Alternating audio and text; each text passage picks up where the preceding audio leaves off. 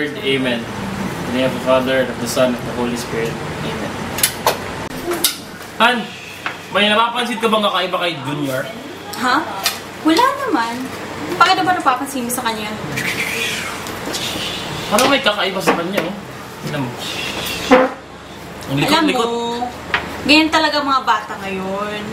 Bakit ba yung anak mo pinagdududahan mo? Kaya naman siya, tingnan mo.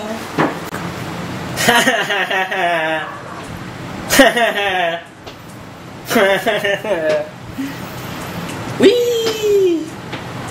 Boogaboo. Wee!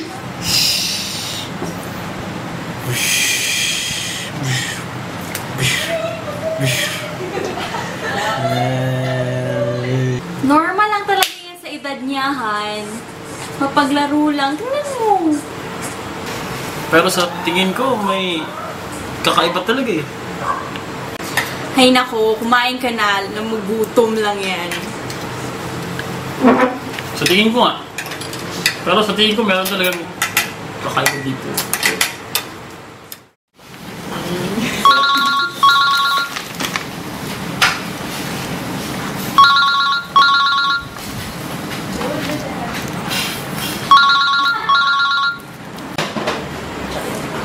Hello, Mare! Oh, kumusta? Ano? Nakauwi na kayo galing States? Aba, sige, sige. Ha?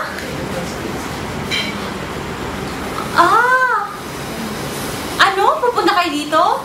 Sige, sige, sige. Pasyalan mo ako dito. Alam mo, napapagot na rin ako dito sa bahay. Oo, Mare. Oo. Oh, Junior! Darating daw dito, tita mo. Oo. Sige, sige, sige. Okay, bye-bye.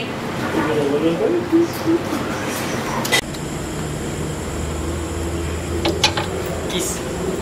Ay, ba? Saan ba sila? Ba't ang tagal?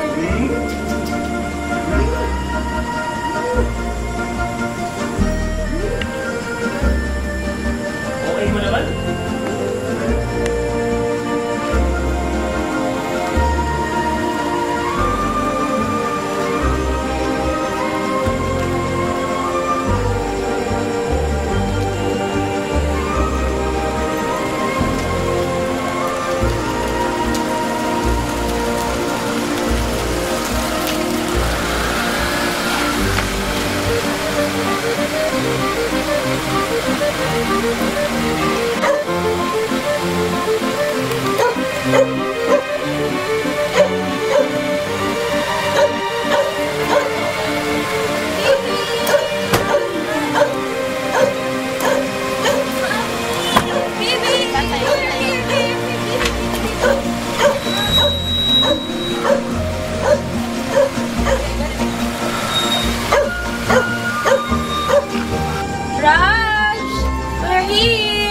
The doorbell, honey? Tita! Uy, Raj! Nandito na kami! Oh my God! Sana ko! Oo nga eh! Asawa ko pala! Alam ko kasi... Uy, dali! Pasok kayo, dali! Uy! Dito sila! Hello! Good evening! Wow! Pasensya naman sa bahay namin, ha? Wow! Laki ng bahay niyo, ah! Asenso! Han! Andito na sila! Sige, sige! Muna kayo! Kamusta na kayo sa Junior? Okay lang kami. Alam mo, si Junior, malaki na rin. Hindi mo pa nakikita yun. Teka nga. Han! Han? Junior! Han? Junior! Han! Han! Nandito na sila! Junior! Dali, dali! Junior! Dali! Nagpakita mo! Dali! Junior! Mare, alam mo. Junior, halika! What happened sa house? Mare! Welcome to the Philippines! Uy, Mare! Okay lang kayo dyan? Okay lang. Nandito na sila. Hey, asawa ko! Ayan! Gusto na kayo?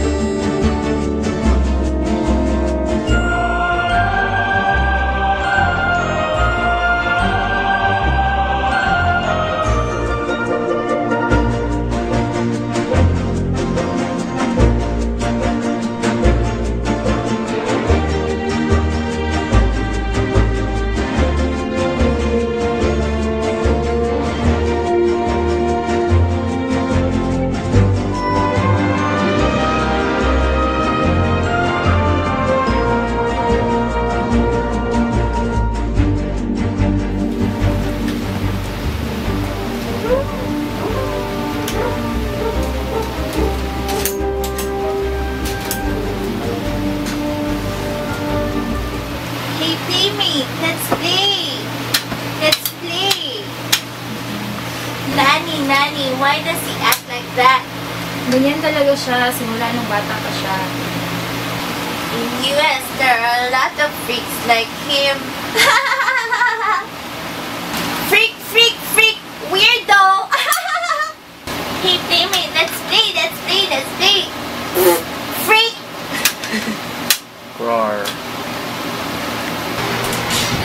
Playmate, playmate, come here, playmate! Baby!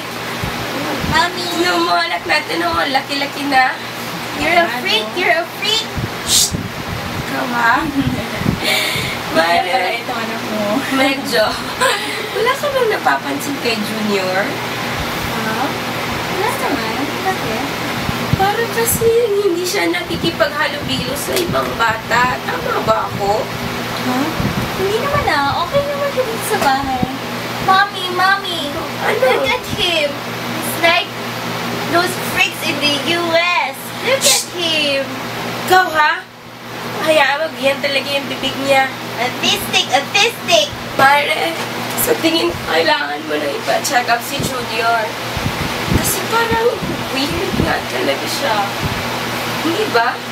Alam mo, sa totoo lang, wala akong nakikitang mali sa kilos ng anak ko. Okay naman siya. Pero, mas mabuti na magsiguro, di ba? Siguro, papatingin ko na lang siya bukas para makasigurado na yun. Yun nga, may kilala ako sa Makati Med. Sino ba yan? Si Dr. Mendoza. Sige, sige. Sige. Ibigay. Pwede ba sa mga? Samahan na lang kita. Sige. Patient Flores, come in. Ano ang pangalan ng pasyente? Morning, Doc. Good morning. Si Junior Flores po. Ay, oo, andito na nga yung test. Ako nga mismo nag-conduct ng test eh. Ano po? So, Mrs., ganito ho yun. Yung test na kinonduct namin, ang naging result ay parang may mga symptoms siya ng autism. Halos lahat ho kasi ng symptoms ng autism nasa sa kanya po. Ano po ba yung autism, Doc? Ang autism, isa siyang karamdaman wherein ang development ay nakaka-characterize siya na impaired social interaction. Bale, at saka communication, hindi siya nakakapag-communicate sa ibang tao, sa ibang, kunwari sa mga kalaro niya, hindi siya masyado nakaka-communicate.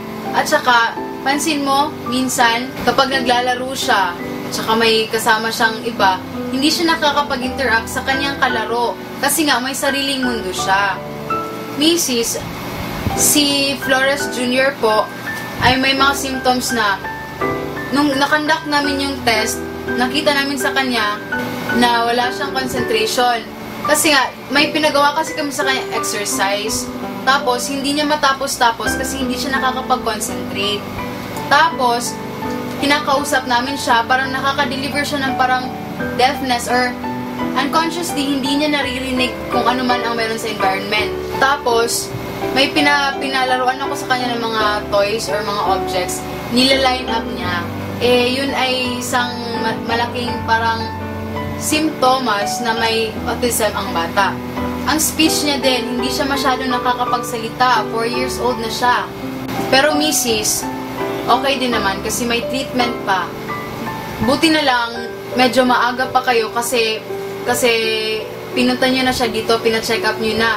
Though medyo delay na siya kasi ang autism kasi ang onset nito is 30 days or 30 months after siya pinanganak. Kung naging open-minded lang sana ako, matagal ko na siyang dinala dito. Oo, yun nga ang isa pang punto doon. Pero, Mrs., may treatment naman. May mga therapies na ngayon na available para sa kanya. Pwede natin siyang enroll sa special education classes. Tapos, pwede din siyang enroll sa behaviorally based programs. Pero, ito talaga ang pinaka-importante sa lahat. Kasi nga, teka lang, ikaw ho ba ang nagbabantay sa anak nyo? Kayo ho ba ang parating niyang kasama sa bahay? Yun nga busy kasi ako sa work, so may yaya siya sa bahay. Ganito yan. Parents should undergo counseling kasi Kasi dapat i-open kasi talaga natin ang mind ng parents. So ganito, isama muna lang si Yaya, magpapaschedule tayo ng counseling para sa inyong tatlo. Para maging open tayo sa kung ano man ang dapat gawin kay Junior. Meron din tayong behavioral treatment or pwede rin itong gawin sa bahay. Dapat ang parents or kung sino man na nagbabantay sa kanya, magbibigay ng clear instructions sa bata. Kasi dito nahahasa yung bata eh. Tapos, pwede rin magbigay ng mga gawain para sa bata para naman ito ay ma-stimulate. Dapat kayo ang mag-stimulate sa bata na mag-participate.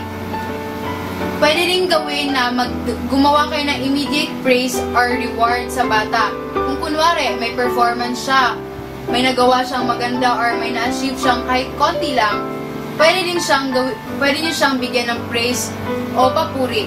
At higit sa lahat, dapat parents, kayo talaga mga magulang, ang mag-take care or mag-aalaga sa inyong mga anak sa bahay. Oo, sige daw. O sige, ganito na lang, magpapaschedule na lang ako, tapos itatawag ko na lang sa iyo or sa bahay nyo kung ano yung mga scheduled dates niya.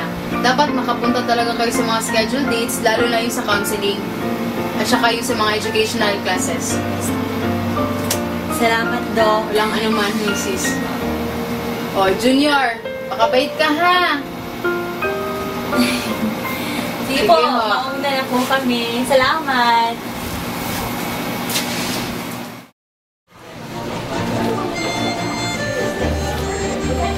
Wow, Junior! Ang galing mo! Ate, halika! Ano yun? Gawa ni Junior. Gawa mo to, anak? Wow, very good. Dahil dyan, may gift si Mommy sa'yo. Eto! Yay! Nagustuhan mo ba? Sinunod ng pamilya ni Junior ang payo ng doktor para sa ikabubuti ng anak nila. Makalipas ang ilang session sa pag-a-attend ng therapy, mas napabuti ang kalagayan ni Junior.